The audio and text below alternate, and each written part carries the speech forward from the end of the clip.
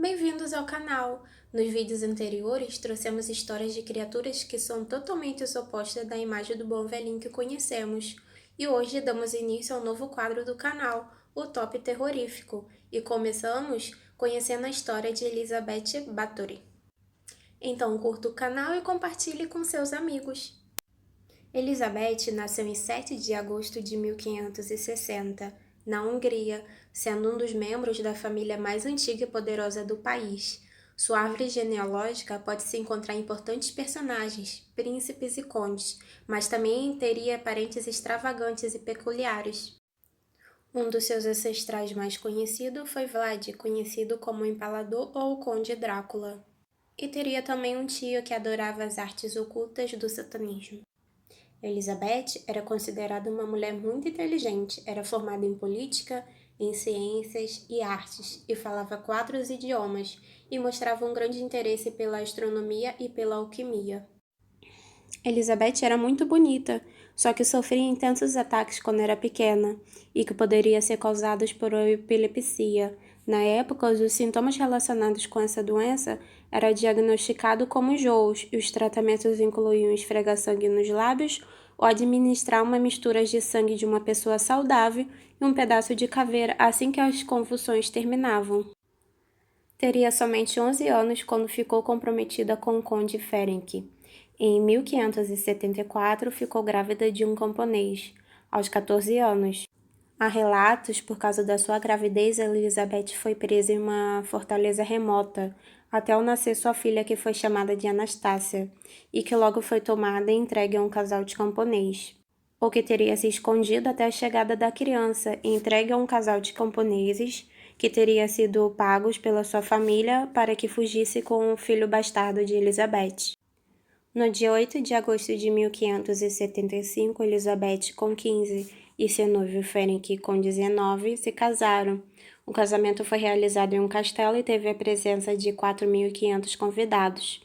Elizabeth recusou a mudar seu nome e acabou seu marido ficando com seu sobrenome, pois ela era uma condessa e ele um simples conde. Em 1578, seu marido se tornou comandante-chefe do exército húngaro e liderou a guerra contra os ótomos, o que levou a se ausentar da sua casa por bastante tempo, dando aí pequenos indícios de tendências sádicas de Elizabeth. Elizabeth não apenas puniu os funcionários que não cumpriam com as suas regras, mas também encontrava diversas desculpas para puni-los de qualquer forma. Começou então a praticar algumas técnicas de torturas e muitas delas foram ensinadas pelo seu marido, como introduzir agulhas por baixo das unhas de suas vítimas, ou deixá-las na neve sem roupas, despejando água gelada e assistir a como morriam congeladas, ou deixar as vítimas sem roupas, cheias de mel por todo o corpo e deixá-las à mercê de abelhas ou outros insetos.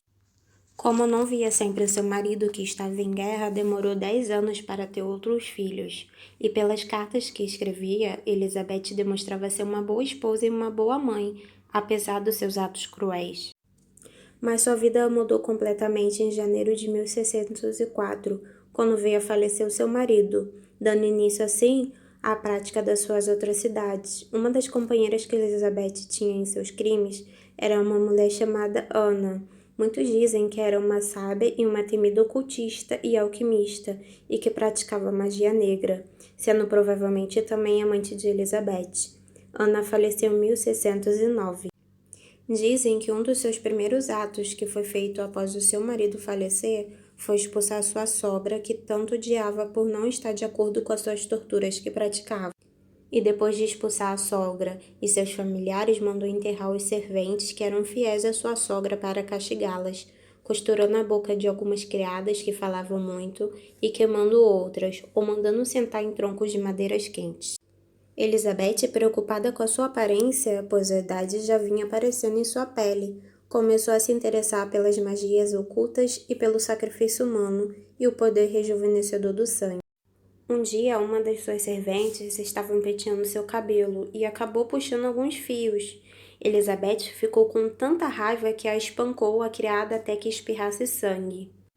Depois que percebeu um dos seus atos, achou que as partes que o sangue teria tocado a sua pele estava com um aspecto mais bonito e saudável. Então mandou que cortasse as veias e o pescoço da criada e o depositasse o sangue em uma banheira, começando assim a se tornar uma prática habitual para ela. Elizabeth não era capaz de praticar os seus crimes sozinha, então tinha ajuda de Janos, um jovem com problemas mentais que ajudava a ocultar os corpos e no funcionamento dos instrumentos de tortura. Helena, a mãe dos filhos de Isabel, e a enfermeira do castelo. A Dorca, uma governanta, e Catarina, uma lavadeira. E Erelice, uma viúva de um fazendeiro local, sendo responsável por encorajá-la a incluir mulheres nobres e beber seu sangue. Elizabeth agora não só torturava suas vítimas por prazer, mas também tomava banho com seu sangue e mordia suas vítimas. Tomava o seu sangue em busca de uma beleza que fornecia. Quando começou a sentir falta de serventes, começou a pagar as famílias pobres para que dessem suas filhas para trabalhar em seu castelo. Mas como os rumores das suas atividades se espalhavam pelas redondezas, seguiu o conselho de uma das suas cúmplices. Em 1609, ela matou uma nobre jovem e encobriu dizendo que foi um suicídio. No início do verão de 1610, seu primo Conde Trusso e seus homens entravam no castelo de Elizabeth. Assim que chegaram, encontraram uma criada no pátio, agonizando, e nos restos dos aposentos do castelo teria vários corpos de mulheres mortas ou torturadas. O verdadeiro objetivo da investigação não era conseguir uma condenação, mas sim confiscar os bens para suspender uma dívida que seu marido teria com a coroa. Elizabeth foi presa no dia 26 de dezembro de 1610 e foi conduzido ao julgamento pelo seu primo. O segundo julgamento foi feito em janeiro de 1611. Nesse dia foi apresentado como prova dos seus crimes uma agenda que foi encontrada em seus aposentos, que continha o nome de 650 vítimas, tudo registrado com a sua própria letra. Seus cúmplices foram condenados à morte seguindo a forma dos seus papéis na tortura. Janos foi decapitado e queimado. Helena, Dorca e Erise tiveram os dedos cortados e foram queimadas vivas. Dizem que a única que teve a vida poupada foi Catarina, por estar envolvida em uma relação com um dos juízes. Elizabeth foi condenada à prisão perpétua em uma cela com uma única porta, que a sua única função era para receber seus alimentos. Foi encontrada morta no dia 21 de agosto de 1614, com apenas 54 anos. Após a sua morte, foi proibido falar sobre ela por todo o país, pois constituiria um escândalo para a comunidade húngara reinante. Seus documentos do julgamento foram lacrados. Não se sabe ao certo a data da sua morte, já que foram encontrados nos aposentos vários pratos de comidas intactos. Elizabeth foi sepultada junto com as suas outros membros da família Bathory.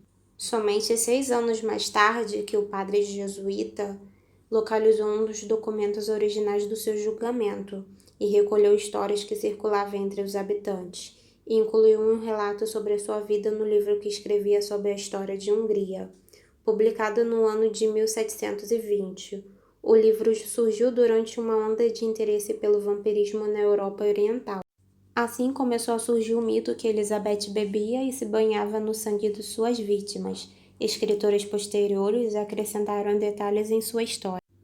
Nunca saberemos se são relatos verdadeiros ou não, mas concluímos que se tornou uma das assassinas mais conhecidas de todos os tempos, com 650 vítimas ao longo de 10 anos, por puro prazer em busca de uma beleza que só uma gota de sangue forneceria, que se tornou a sua obsessão, se tornando a Condessa Sangrenta.